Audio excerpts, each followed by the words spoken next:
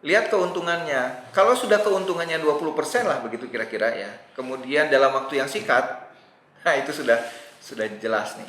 Bisa menguntungkan 20% dalam waktu 1 bulan, ya kita mending kabur aja gitu kan. Jangan sampai kita tergiur, jangan sampai kita serakah. Indonesia ini banyak sekali dijadikan sebagai sarana orang lain ya, baik dari orang Indonesianya atau dari Indonesia untuk melakukan suatu tindak pidana.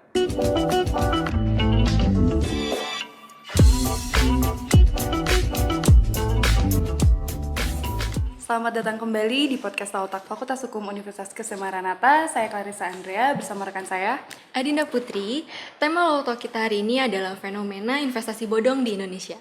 Langsung saja kita perkenalkan kepada pembicara kita hari ini, Bapak Dr. Hasan Haikal SHM dan Kak Theo Negoro. Nah, sekarang kan di Indonesia itu kan marak sekali mengenai investasi bodong. Nah, apa sih investasi bodong itu, Pak? Ya, sebetulnya begini, kalau yang namanya investasi bodong itu kan sebetulnya istilah ya. Istilah yang digunakan dalam konteks pemidanaan, dalam konteks pidana. Jadi, investasi ini menunjukkan adanya suatu investasi yang dijalankan oleh seseorang, tapi sebetulnya investasi ini dilatar belakangi oleh tujuannya adalah penipuan. Ya. Nah, jadi ada istilah yang disebut dengan tadi ya, investasi bodong tadi gitu ya.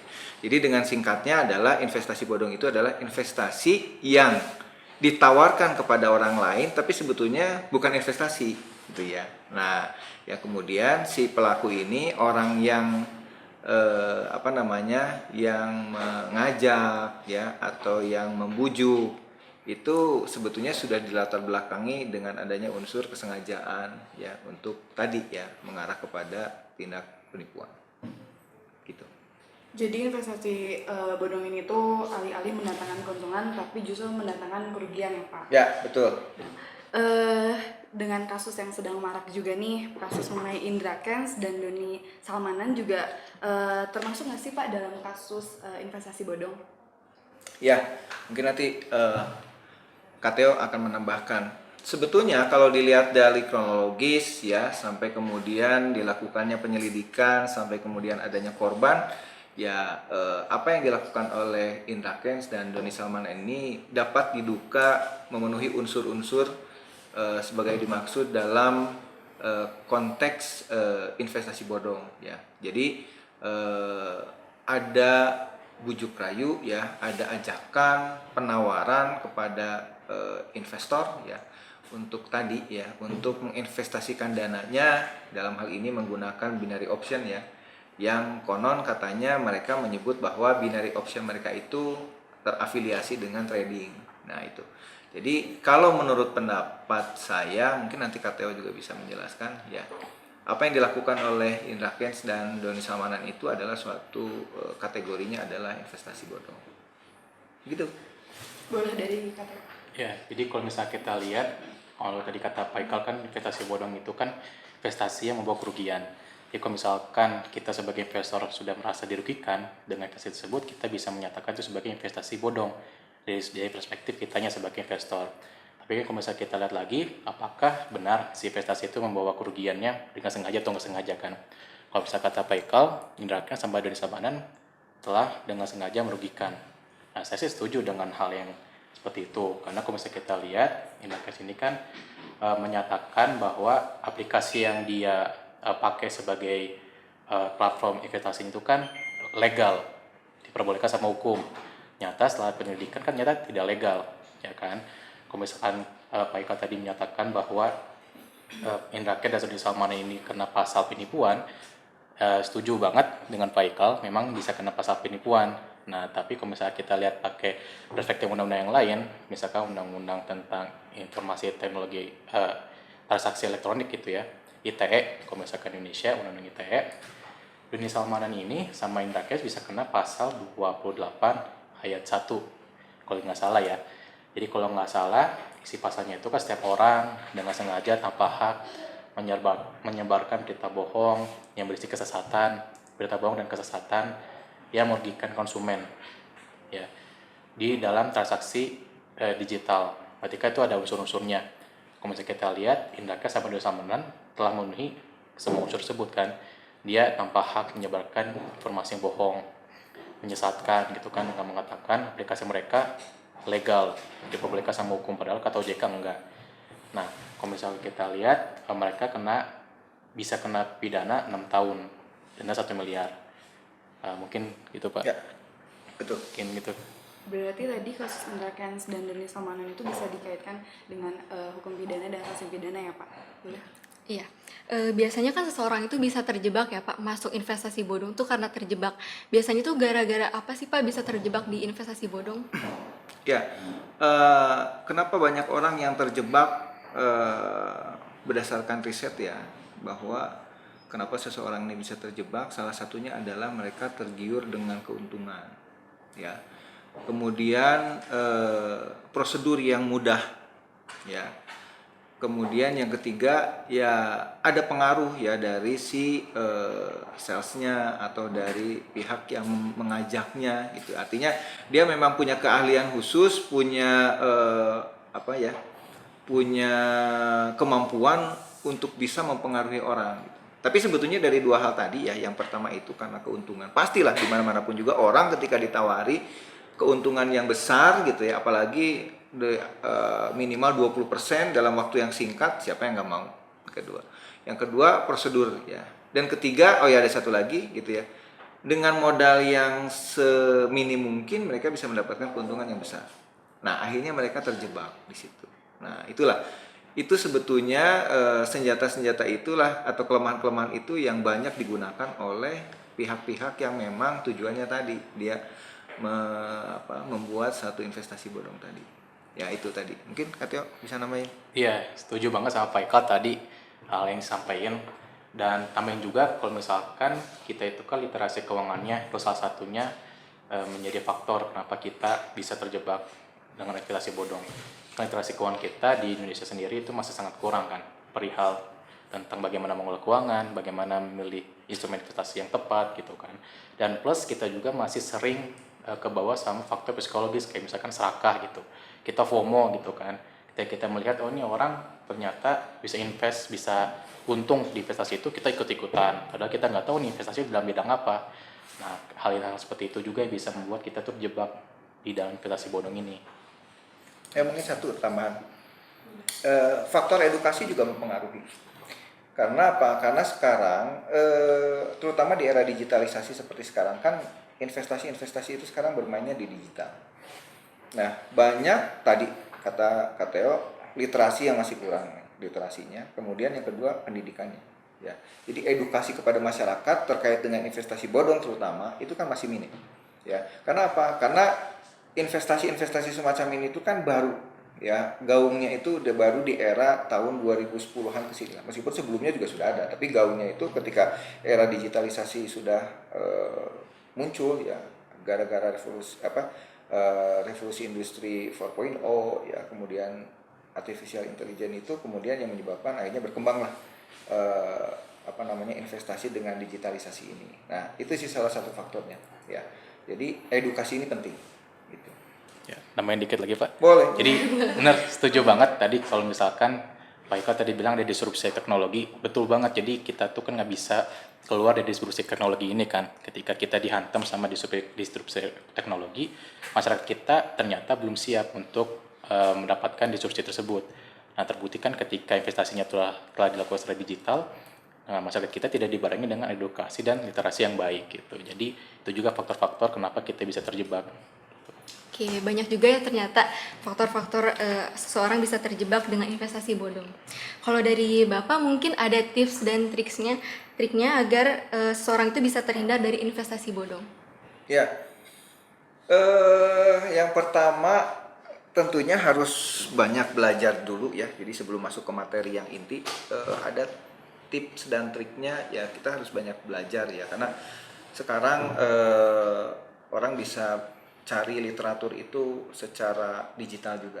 Itu yang pertama ya. Kemudian yang kedua, pemahaman tentang hukumnya. Terutama begini, bahwa terkait dengan investasi bodong ini itu dapat dikenakan ketentuan pasal 378 Jungto tadi, ketentuan pasal 28 ayat 1 Undang-Undang ITE ya. Kenapa dimasukkan ke dalam 378 ini? Karena unsur penipuannya jelas ya. barang siapa yang dengan maksud itu kan berarti ada unsur kesengajaan di situ. Ya, itu adalah salah satu unsur kesalahan dalam konteks pemidanaan. Nah, kemudian ya dengan sengaja maksud ya menguntungkan diri sendiri ataupun orang lain menggunakan nama palsu, martabat palsu, ya tipu muslihat, kemudian menggerakkan orang untuk menyerahkan barang. Nah, pemahaman itu yang sederhana itu harusnya dikasih edukasi. Jadi tadi related antara bagaimana kita mencari literasi ya, kemudian dengan bagaimana kita belajar hukum. Nah, berkaitan dengan materi itu tadi tips dan triknya adalah satu, kenali dulu ya, kenali dulu apakah investasi yang ditawarkan ini itu sudah terdaftar di OJK atau tidak. Itu tips yang pertama. Nah, yang kedua, lihat keuntungannya. Kalau sudah keuntungannya 20% lah begitu kira-kira ya. Kemudian dalam waktu yang singkat, nah itu sudah jelas nih ya. Kemudian yang ketiga, kalaupun ia sudah terdaftar di OJK, kemudian sudah dilihat nih keuntungannya, prosedurnya. Kemudian ya tinggal kita lihat kontraknya seperti apa gitu. Nah, jadi tips-tips itulah ya yang bisa kemudian mudah-mudahan bisa membuat seseorang terhindar dari jebakan-jebakan investasi bodong tadi ya. Terutama tadi yang paling penting adalah apakah si investasi yang ditawarkan ini platformnya misalkan atau afiliasinya itu terdaftar tidak di OJK. Ya, karena di Indonesia ini banyak sekali dijadikan sebagai sarana orang lain ya, baik dari orang Indonesianya atau dari Indonesia untuk melakukan suatu tindak pidana. Ya, jadi mereka sistemnya adalah hit and run. Misalkan gini, dia bikin investasi bodong di Indonesia sudah dapat keuntungan lari. Contoh misalkan di dalam fintech finansial teknologi itu banyak platform-platformnya dari luar negeri masuk ke Indonesia tanpa izin, tidak masuk ke ketentuan OJK ya, tidak masuk daftar OJK, udah dapat keuntungan banyak, udah dia pergi. Nah, itulah karena Indonesia ini termasuk juga ya, mungkin ini hanya sedikit intermezzo saja tambahan bahwa selain itu ya seperti narkoba itu kan sebetulnya dalam konsepnya adalah mereka hit and run. Mereka menjadi pengedar di Indonesia, sebarin semua udah kena dia lari. Nah, itu yang ya kesulitan juga buat kita gitu. Oke? Iya, jadi benar sangat setuju ya kalau kata Pak Ikal tadi. Terus perihal yang 20% itu juga kita harus hati-hati. Karena kalau misalnya kita lihat banyak banget investasi-investasi yang menawarkan keuntungan tuh lebih dari 20% gitu kan. Nah, kita harus lihat itu investasinya bergerak di bidang apa. Kalau misalkan investasinya bisa menguntungkan 20% dalam waktu 1 bulan, ya kita mending kabur aja gitu kan. Jangan sampai kita tergiur, jangan sampai kita serakah gitu kan. Dan betul tadi kata PK juga, kita harus mengetahui ini investasi ini bergerak di bidang apa gitu kan. Jangan tiba-tiba kita main masukin aja dana kita, taunya kan dipakai buat tindakan kejahatan gitu, kayak kemarin gitu di kita pengabdian di Kelurahan Sukawarna ya kalau nggak salah. Di situ ada skema investasi yang penempatan dananya tuh digunakan untuk beli narkoba. Nah, itu kan investasi bodong, tapi kita juga kena kan, kita dianggap sebagai pemberi dana Pak ya kalau itu sifatnya. Jadi ya selain kita lihat, kita juga harus tahu nih investasinya tuh bergerak di bidang apa, mungkin gitu. Baik, mungkin itu tips dan triknya Pak. Tapi kalau misalnya udah terlanjur nih, udah masuk ke investasi bodong, hal apa yang harus kita lakuin? Ya, begini. Jadi kalau kemudian kita sudah terlanjur, sudah terjebak ikut investasi, kan sebetulnya kalau investasi bodong ini tadi basicnya adalah dia pidananya adalah penipuan 378. Nah, 378 ini adalah deliknya delik biasa, ya. Jadi bukan delik aduan, ya, delik biasa, ya, katanya ya. Yang siapapun yang menyaksikan melihat adanya suatu dugaan tindak penipuan itu sendiri yang dilakukan oleh orang lain, ya, atau subjek hukum lah dalam hal ini, maka dia bisa melaporkan.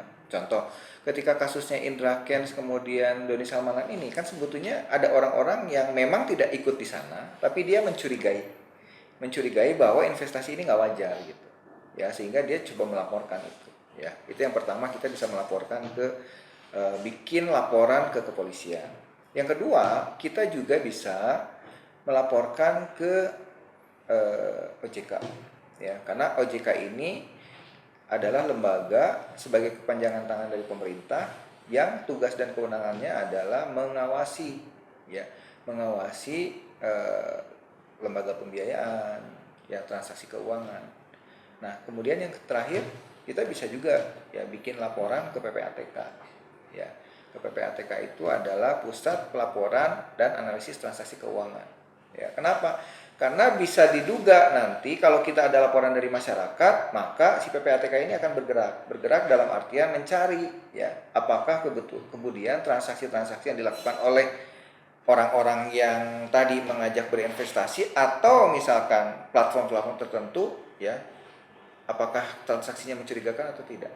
Nah, ketika kemudian nanti diduga ini ada transaksi mencurigakan, kemudian dari transaksi itu bisa jadi dilimpahkan lagi ke dalam bentuk-bentuk lain, kan pidananya menjadi luas. Artinya tidak hanya cukup bicara 378 kemudian 28 ayat 1 ITE gitu, tapi bicara juga tentang TPPU ya, tindak pidana pencucian uang.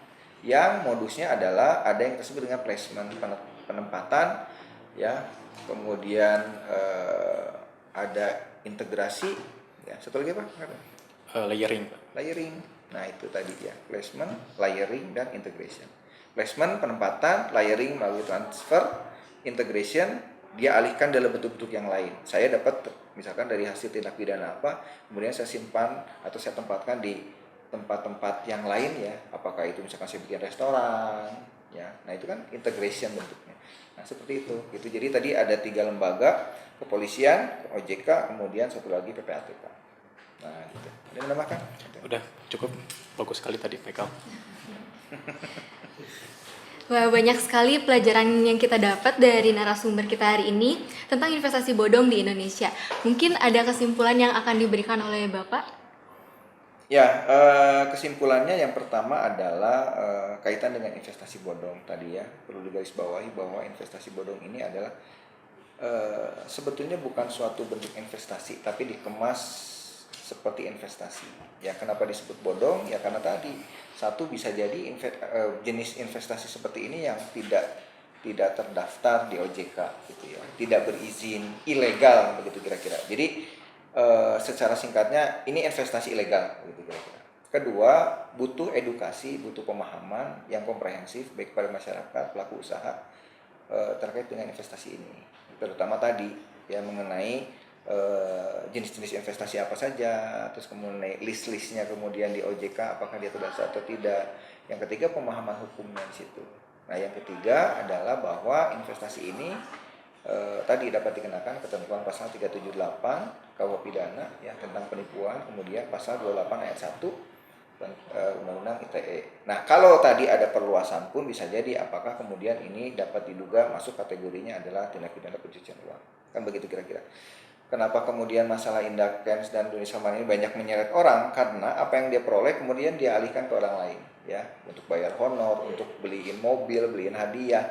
Nah, itu salah satu bentuknya adalah bentuk tindak pidana pencucian uang. Nah, itu kira-kira ya. Tipsnya dan triknya tadi, kalau dia sudah tidak terdaftar di OJK, jangan pernah untuk bisa ikut kegiatan-kegiatan investasi semacam itu. Jadi meskipun